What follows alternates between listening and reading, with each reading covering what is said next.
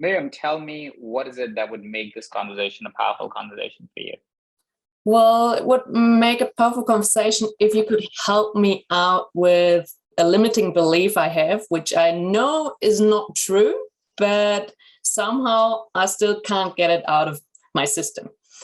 Mm-hmm. So, as you already know, I've been a mom now since 9 weeks, so a pretty new mom.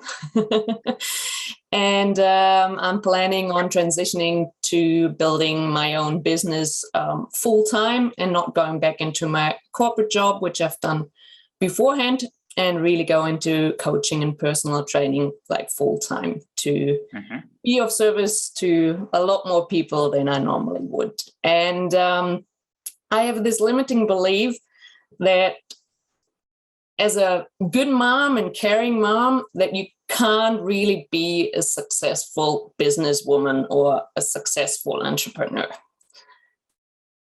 So I'm having this, conflict in my head. Like, if you're a successful businesswoman, really growing your business, then you can't care for your little one the way you want to care for it. Where does that belief come from? You seem like very sure that's a limiting belief that you have. Where does that belief come from? And why do you think you have that belief? Well, I think it comes from especially also the people around me, which I see, like here in Switzerland or in Germany, like the friends I have, or the people I see around. The moms normally stay at home for a limited time and then maybe go back into a job for 20-40%, and often jobs that they haven't learned as an original profession. So just so that they have a job, and then they're at home for the rest of the time. And from my surroundings, I don't really see moms who do both, right? Like who have a successful business running and have time for their children, to care about them, to have fun with them, to spend the time they want to spend with them. Okay, let's ask some more questions so we can see if this is really a limiting belief. From what you have shared as of now, what you shared, or what I understood of what you shared, is that people around you, people in Switzerland, people in Germany, people that you have met, all say that you cannot be a good mom while you are very successful in your career.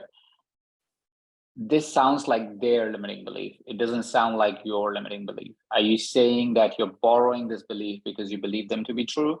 Or you are just saying, well, oh shit, I didn't know that this was nothing to do with me, it's everything to do with them?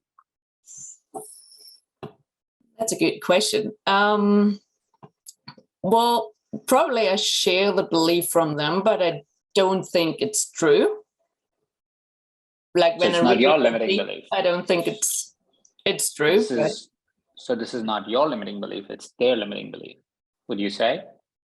Yeah. Because you're saying literally the words that you just said, I understand, I believe, but I don't think it's true, which means you don't think it's true. Would you say that's accurate? That's accurate, yeah. Well, so let's first take that word away from our vocabulary and say something is a limiting belief, because it's not a limiting belief. It's not even your belief. It's somebody else's belief. So it shouldn't be impacting you beyond your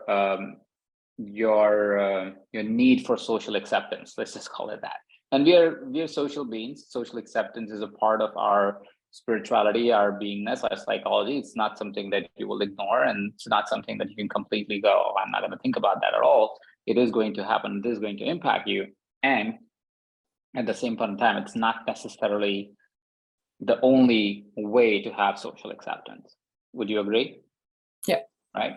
And what we are really talking about right now is how we get socially accepted, which is a whole different conversation. We'll probably not talk about that today, but we're talking more about how to have social acceptance and not necessarily how to get over a limiting belief, because it's not a belief.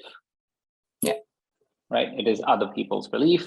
You're reflecting on it because you think, because somebody said so, it must be true. Right. Would you agree a lot of the things that people say are not actually true? Well, it depends which people you're listening to, but which people you're listening to. And even if you're listening to people, everything is perspective. It's true. They have their Right. perspective and I have my perspective. And Yeah. Yeah. You know, the essence of science relies on a working theory. Can What you simply it repeat that? means is the reliance of science. Science is one of the truths that we believe is absolutely true, right? Mhm. Because science says A, B, C. Every couple of, except some fundamental principles, most scientific principles after a century or so have been proven to be invalid. A lot of scientific theories are not valid anymore. A lot of medical theories are not valid anymore because we have new discovery that happens. That means that even when you think science is right, it's actually not over a course of time, right? Because it's perspective based on data that they have at that moment. Not saying I'm disregarding science. What I'm saying is how much perspective really matters. Yeah. Does that make sense? Yeah, it makes sense. Right?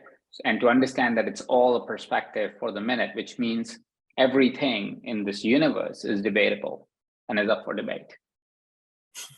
Right? Which means when somebody imposes a limiting belief, it's up for debate. Does that make sense to you intellectually?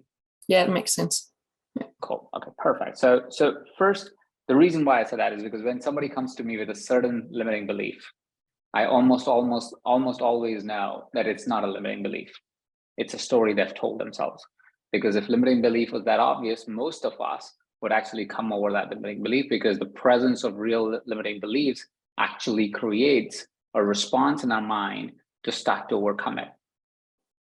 Because our mind doesn't like to be contained. While it wants to be safe all the time, it doesn't want to be contained. It will try to find a solution. So by the time you will get into a coaching conversation, if you really had a limiting belief, that limiting belief will actually surpass most of the time. I'm not saying all the time, but most of the time, which is why it was interesting to have you so certain that you have a limiting belief. You don't have a limiting belief. Now, let's explore something else that I think may be very relevant to this conversation. What is a good mother, according to you? Or what is being a good mother? Well, having the time you want to have for your child, and to actually be there, laugh with them, have fun with them, and really inside of yourself, you don't feel guilty of being somewhere else. Mm-hmm. So, Okay. So you have time with them, you're having fun with them, and you don't feel guilty when you're away from them. Yeah. Okay. Let's work with each one of these at a time, right? So let's first talk about, maybe you'll not work with each one of these because some of these are, you can probably resolve them fairly easily. But let's talk about guilt. Where does that sit with you? When and how would you feel guilty if you were away from your child? What would be the circumstances for you to feel guilty? It's still quite new, just 9 weeks from now. But well, the circumstances would be if in my heart I would feel I really want to be with my son, but I'm going somewhere else because someone asked me to, and I don't really like to do that. So then that I didn't follow my heart, and that's probably then I would feel guilty. But until you are controlling your agenda and your time, you will be able to suspend that guilt. Is that what you're saying? Yeah. Cool. Yeah, now fantastic. That you're saying that, yes. Fantastic. Because we all control our time, right? Let's be very truthful about this. We can say we don't have time. You can say whatever you want, but eventually we control our time. If we fill it up with work, we fill it up with work. If we fill it up with the play, we'll fill it up with play, but we are in complete control. And that is often proven when there is an extreme circumstance. An extreme circumstance will have you make time for things that you would otherwise not be able to make it, right? Yeah. If you're, let's say you were a really busy mom, but your child fell sick, you will make time, right? Sure. That's an extreme circumstance, right? So you'll have all the time in the world suddenly, right? That's because you make time. It's not about do you not have time or do you not have time, right? With that understanding of time, that time is completely in our control, would you, if we were to not have all these people telling you what is success and what is a good mother, and we define firstly what is a good mother, which we just did, and we now define what is success. Let's see if we can create a plan that fits both the narratives, because your criteria for a successful mom is not that complicated. you want to have fun with your child, you want to have time with your child, and you want to be having a flexible schedule so you don't feel guilty. It's mostly you being an entrepreneur in a way, because that's what an entrepreneur has. They have time, they do things that they have fun with, and they're always flexible because they design things around their schedule. They're not in a job, which would mean that sometimes you are doing things that other people want you to do. But as an entrepreneur, you have complete flexibility. You do things that you want to do. Does that make sense until now? It makes sense. So your criteria for It being, sounds and great. remember, fantastic. Just let's be really honest though, that everything that will go on going forward from here, we need to define it first, right? We cannot take somebody else's definition for it. Let's define what success means to you. So you said, of course, you want to be a good mother and be successful at the same time. What is being successful? What does success look like to you? Success for me would look like to me that I feel fulfilled in what I'm doing, that I will wake up in the morning and I really want to go to work, do what I love doing, help other people while I'm working. So I'm having an impact on them, a positive impact, being financially secure eventually. What else? Well, these are the things I can come up with just fantastic. now. That sounds fantastic and very doable. You're saying you want to have flexibility, you want to have freedom, you want to have impact, and you're saying you want to have financial stability, right? Again, all of the things that are kind of a match to what you just said also makes you a good mother. Your flexibility, that's an overlap. You're having fun and impact, that usually would mean you'll be a fun mother because you're doing something that is great. I think the only overlap that may be different in both scenarios is having time specifically with your child and financial security, right? That's the only difference, but having time will fulfill having fun with your child. So that's all good. Now let's talk about financial security. What does financial security mean to you? I mean, what does it look like? Well, it would look like that I don't have to worry on how to pay the bills. How much money would it need for you to not have to worry about how to pay the bills? Say monthly, approximately. You don't have to tell the real answer, approximately. Approximately. So it would be 6,000 francs.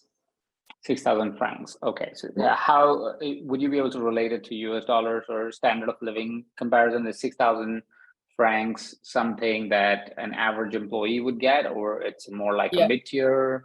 No, or is it a high tier? No, it's an average. An average. Great. Fantastic. So I would compare it to say $2,000 here in America. Yeah. Or $2,500 a month in America, right? That would be like, all right, you're starting out, you're new, but you can take care of certain bills. Cool. Perfect. So let's ask ourselves a very simple question. It's not that your financial needs are something that needs you to work 20-hour days. You are a coach, you're a certified coach with us, and you are also in a business program with us. The question to ask at this stage, Miriam, is to really ask ourselves, okay, how many clients do I need to make 6,000 francs, right? And the reason why I'm kind of tangentially shifting is because you will see how you may have overcomplicated something that may be fantastically simple, which is awesome to realize, right? How many clients in the dimension, what's your focus of coaching? Well, my focus of coaching, where I want to go, are female entrepreneurs who would like to make more time in their life and their schedule for whatever they exactly like to, free time, family, or whatever. Exactly what you would like to do for yourself. Yeah. Fantastic. So when you're working with a female entrepreneur, let's say their business does, and I don't know what's a good successful business, but let's talk about a simple, regular business like a restaurant or something like that, right? They make some money, they don't make a ton of money, but they're very accessible because they're on every corner, right? If a female runs a business like that, they probably are extremely busy and would definitely want to create some time in their lives, even to just take care of themselves, right? Fantastic potential audience. It could be many other, but let's say this is the place we start. To work with one person that would, let's say one female entrepreneur, say every other week, because to create time, let's say that's all you need, and you need to work with them, say for 3 months. Would you say a client like that would be willing to pay 6,000 francs to work with them for 6 sessions? Probably. Again, I just don't know the Swiss economy, so I'm kind of like playing here a little bit. And let's say, okay, fine, even if they don't do 6,000, let's say 4,000 francs. Like, let's just discount ourselves a little bit here. Cool. So 4,000 francs, 6 sessions over the course of 3 months, right? This effectively means that if you can secure 2 clients every single month or 1.5 clients every single month, you will be able to generate 6,000 francs every single month. True. Right? To get 2 clients in a field that you may already be exposed to, is there a past profession you had, Miriam? Pardon? Is there a past profession or industry that you operated in? Yeah, Have you gone to work before? Yeah, I've worked as a physical therapist as well as a personal trainer. So. Amazing. So you have access to a lot of people that have already had impact in their lives because of you. Right? Yeah. Physical therapist, trainer, somebody has worked with you and had some kind of positive impact. Sometimes they were women. Yeah. And sometimes they were probably entrepreneurs. Or they were high-powered women, even if they were not entrepreneurs per se, right? They were successful leaders and executives and so forth. So how much more how much effort could it possibly take for us to set up a coffee meeting with them or a conversation with them where we could talk about importance of creating time in their lives? Well, not much effort at all. Because I already and it probably can be done fairly flexibly, would you think? Yeah. Yeah, so you could possibly set it up at the time when the kid's off to sleep and maybe somebody's watching the kid while the kid's off to sleep, right? Because like 3-hour nap in the afternoon, maybe I set up something at that time, right after my workout, maybe even do the workout with them and then go in and have some coffee with them, right? Sounds like a reasonable thing to do, to be able to do at least 3 times a week. Seems to have flexibility, seems to have movement, seems to have things that you love, things that you have fun with, right? It's not necessarily time away from your kid because they're kind of sleeping at that time. You're really not doing anything, right? And it seems to be connecting with the right kind of clients that you would want to engage with. Correct. Never right? saw it that way. So what if every week we just set ourselves up to meet 3 new past clients that may be interested in somewhat of the results that you are suggestive of them to have, right? And if you do 3 meetings every single week, that would mean about 12 meetings a month. Do you think you'll be able to secure 2 clients out of 12 meetings that you would have with people who fit the profile and have the financial resources to afford it? I would say so. And if not out of those people, I could still ask them for referrals or to ask them to pass me on. So. Exactly, which was I was going to suggest next. If not immediately these 12 people, all of these 12 individuals may probably be able to refer out another 24. If I say 2 people per individual, that gives you access to about 36 different people, right? And if we do a good job in connecting with them over the next 3 months, and we are able to secure 6 clients out of these 36 people, that would be that would mean that we would have secured the income that you want, about 6,000. It probably is more like 8,000 francs a month, which is great. And then because you have 6 clients and 30 people that have a good conversation with you, a positive, affirmative conversation with you, a potential of another introduction set of 10, 20 people, right? And now when you have 6 clients that are running with you, onboarded with you, you can dimensionalize your coaching with these 6 people as well and continue the conversation beyond 3 months, right? So you see how organically, with the flexibility that you said, with the time resource that you said, you can create a whole successful business that fulfills your basic desires and then play with it to see how much further you want to go. Because it may be that you're like, you know what, I do like having a lot more time availability. And so I'm not going to get more than 2 clients a month, right? And that's my future for the next year, next 2 years, next 5 years. That's perfectly okay because you have known your criteria, right? So the curiosity, number 1, must stay with what is it that you actually want, right? Which is why I asked you, what does being a good mother means? What does success mean to you, right? Because now you've clearly outlined, right? This is what being a good mother is. This is what being successful is. Great, fantastic. We have some place to start, right? Now, based on this, what's the easiest path I can create to create as much desired outcome as I possibly can? And know that even if you don't get the clients, let's say, even if one criteria out of maybe 6 that you had mentioned is not exactly fitting, what you have is a mostly optimized life, right? And mostly aligned life to yourself, right? And that's what we're chasing.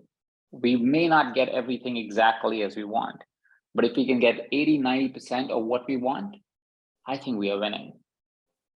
Yeah, right? then we're already Because living a great life. Yeah. yeah, 90% of our desires being fulfilled on a day-to-day, moment-to-moment basis, I think is pretty solid, right? So Miriam, until now, what we've covered is firstly an understanding of limiting beliefs are not somebody else's beliefs, it's your own beliefs. And usually when they come to forefront, because you are, like any other individual, is an intelligent human being, you will almost immediately start to counteract unless you are fighting a conflicting belief. So I just want to address that because sometimes this happens, and it may not be true for you, but it might be true for somebody else that's listening to this. Is what happens is we have conflicting desires, conflicting beliefs, right? So let's say you are revealed a particular limiting belief, and that limiting belief also gives you comfort. This would happen with, say, an individual that that is enjoying the idea that they, not enjoying per se, but they have a limiting belief, let's say, where they can't seem to make money, right? And at the same point in time, their parents supporting them financially. Okay, these are conflicting desires and conflicting ideas, because their belief, the reason why they will not figure out how to make money is because they're supported, right? Because it's comfortable already, right? So what would happen is, even if they know that they can get past this belief, they will stay in the cycle of getting past the belief and never get over it. They will not take action over it, because the comfort, and I'm not saying it's true for everyone, but it's true for a lot of people, is the comfort of where you are is so comfortable that your brain, your mind does not want you to get over that belief, because it wants you to be safe. Yeah. Right? This is why sometimes when we have the desire to be an entrepreneur, but we stay in our jobs, right? Even if we are making enough money, we don't quit the job, right? And the reason sometimes is not that you should still make a smart decision, but a lot of the times the reason is because the comfort of the job, our mind says, why do I have to quit this? Yes, I'm bored. Yes, not this is fun, and my boss is not a good boss or whatever, but still it's comfortable. It's safe. I know where I'm going every morning. I know how much I get paid every month, all of that stuff. So that's why we stay in things that we don't like. That's why people live in relationships they don't really enjoy. So sometimes there's that conflict. In your case, that was not the case, but it may be a case in other areas of your life. So I'm not saying it's always true that you will get past any limiting belief that is present to you truly. But most of us are intelligent enough that we will almost immediately start the process of getting over that belief. The moment you recognize I have a belief, you say, I'm going to talk to Ajit about it. Like literally you went that way. Like, I'm going to talk to Ajit about this, right? And you will do something. You'll pick a book, you'll listen to a podcast, you'll talk to a friend, you will do whatever is in your resourcefulness, right? And everybody has different levels of resourcefulness, but you would try to overcome it. That's just our natural being, our mind. We're all very intelligent. We are an intelligent species, right? So that's the first part. And the second part is clarity. And that was, how do we find out what is true for us, and then work on a plan to actually get to that truth. Do you feel any of this has been helpful to you till now? Yeah, it sounds so easy when you talk it through and you discuss. Well, that's why we coach. That's why we coach, right? Yeah. What is coming up for you right now? Well, somehow a relief, like that it's easier than you normally think, because you normally tend to overthink the situation or the things. And it's filled me up with excitement about my future and about everything that's about to come.